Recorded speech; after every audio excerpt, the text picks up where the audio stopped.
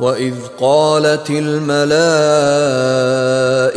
يَا مَرْيَمُ إِنَّ اللَّهَ اصْطَفَاكِ وَطَهَّرَكِ وَاصْطَفَاكِ عَلَى نِسَاءِ الْعَالَمِينَ۔